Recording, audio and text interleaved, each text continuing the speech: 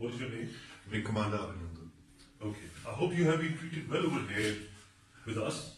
Yes, I have, and I would like to put this on record. And I will not change my statement if I go back to my country also. The officers of the Pakistani army have looked after me very well. They are thorough gentlemen, starting from the captain who rescued me from the mob and from his Jawan, from the soldiers, and thereafter the officers into the unit which I was taken to.